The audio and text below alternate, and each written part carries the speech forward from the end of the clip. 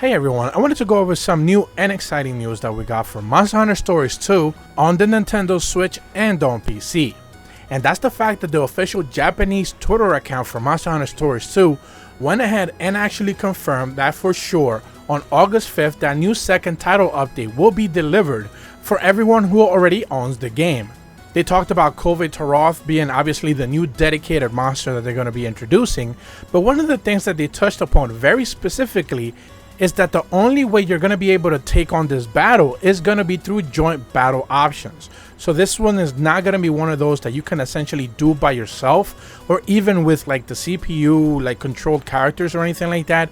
So you'll be forced to tough it out and essentially play with people in online multiplayer environments to essentially be able to get this one done.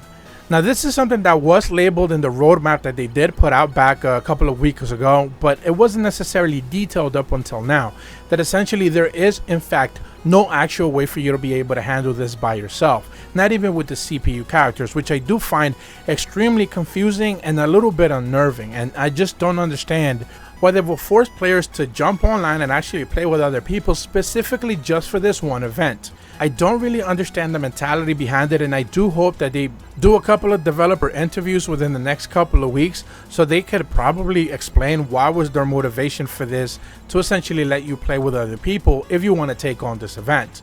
Another thing that they do clarify is the fact that you will be getting loot specifically for this thing. So essentially once you get some drops for it, you will be able to make its armor. So they don't necessarily say like what type of quality armor is going to be, what type of skills it's going to have. We don't necessarily know that as of yet. We're probably going to end up finding out around August 5th when this does go live. So I guess there will be at the very least some incentive to actually get it done and have to put up with the whole online multiplayer environment situation.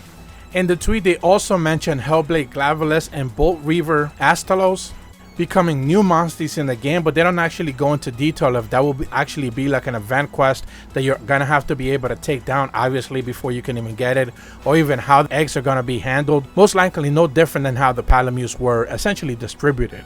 But again, they don't necessarily go into any sort of details when it comes regarding that.